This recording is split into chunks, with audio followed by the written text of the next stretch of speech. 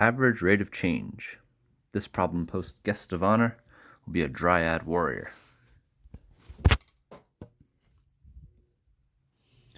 Okay, so in this post, what we want to do is calculate the average rate of change given either a graph, a table, or some kind of equation. So to calculate the average rate of change between given x values, we're going to need to know our average rate of change formula, which is the change in y divided by the change, in x. So this triangle is the Greek letter delta. It means change in. So change in y divided by the change in x. So what we want to do is take the two y values, y2 and y1, subtract those, find the difference in the y's, the change, and divide that by the difference in the x's. When looking at this formula, it's important to note that these numbers are subscripts. They're written at the bottom of the letter, so they're not exponents. And when I use the y values, I'm no longer going to have these numbers. They're just attached to the variable. It's saying that both of these are the variable y, but they could represent different numbers because the subscript 2 is different from the subscript 1. Okay, so we have our x values, -7 and 2. So I could make this my x1 value, and this could be my x2 value.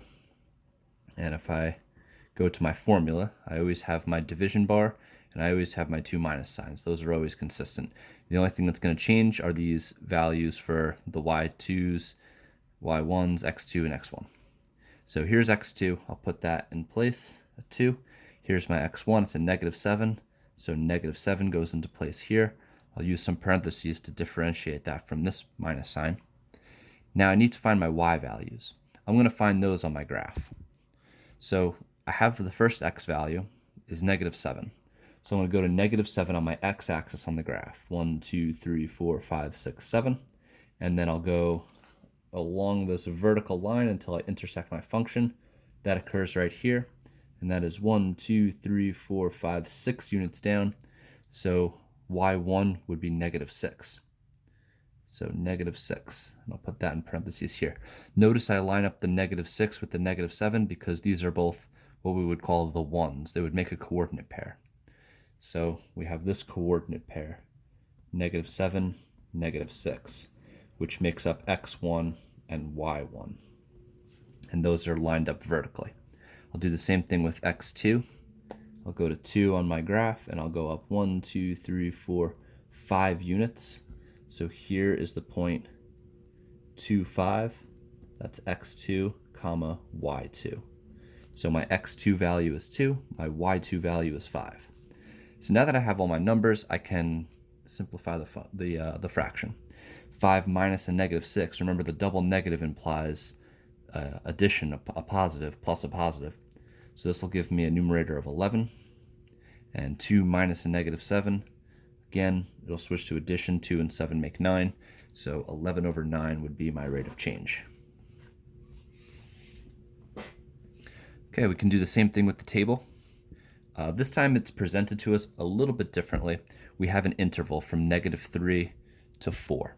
So they don't say x equals -3 and x equals 4, but it still indicates the starting x value and the stopping x value, x1 and x2. So we can label that. x1 is -3, x2 would be 4. So here I find my -3. I'm going to be using this point here. This is x1, and its corresponding value will be y1. Man, I put a 2 accent, y1. Then 4 is my other x value. So that will be my x2, and 16 will be my y2. I'll go to my formula. So here's my division bar, my two minus signs. I have y2 minus y1 divided by x2 minus x1. So my y2 is 16, my y1 is 2, my x2 is 4, and my x1 is a -3. So simplifying this here, 16 minus 2 is 14. 4 minus a -3, this will become a positive. So 4 plus 3 is 7, and 14 divided by 7 is 2. So my average rate of change is 2. All right, number 3, we want to do the same thing with an equation. So for A, we got to find the average rate of change from 1 to 4.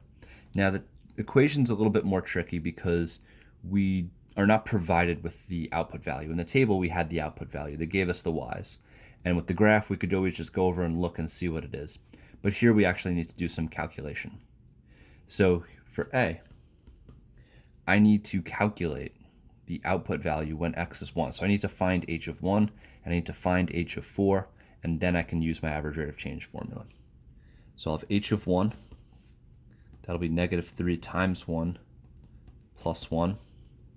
So negative 3 plus 1 is negative 2. Then I'll find h of 4. Do the same thing, I'll plug in a 4 for x. So this will give me a negative 12 plus 1 would be a negative 11.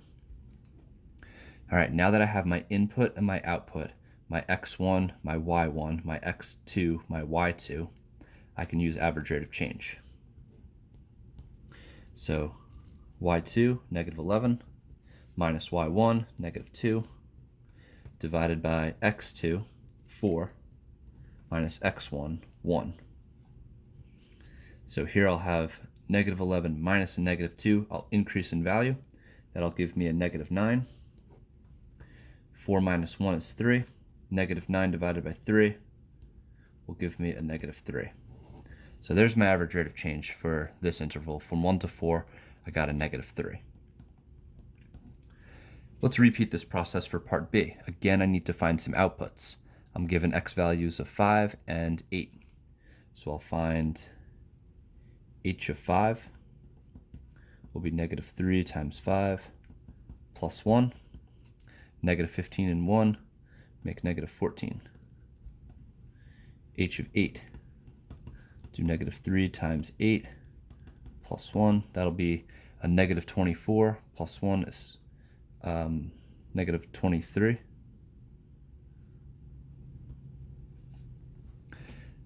Now I can calculate my average rate of change. y2, negative 23, minus y1, negative 14, divided by x2, 8, minus x1, 5. Negative 23 minus a negative 14. Remember, this minus a negative is like plus a positive. So this will give me a 9, a negative 9 actually. And 8 minus 5 is 3. Ah, weird. That's the same thing we got over here. And this will produce a negative 3 as well. So we got negative 3 as our average rate of change for both of these. Part C wants us to talk about that. So it says, explain what the results from parts A and B indicate about h of x. Well, it seems like no matter what x values we pick, we are always given the same average rate of change. So this implies that h of x has a constant rate of change, meaning no matter what interval we pick, it will always have the same rate of change. The rate of change never differs. A constant rate of change. And whenever you have a constant rate of change, that implies that you have a linear function. So h of x seems to be linear.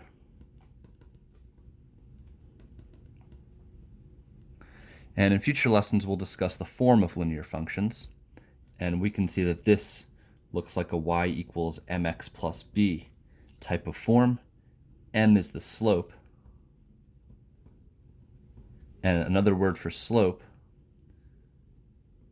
is actually average rate of change. And look at what that slope value is. In the m position, negative 3, which is exactly what we got for our rate of change. Mind-blowing. All right, so there's our average rate of change problem post. Be sure to give yourself a self-rating. Self-rate number 1 through 4, assessing your ability to find the average rate of change given either a graph, a table, or an equation after watching the video.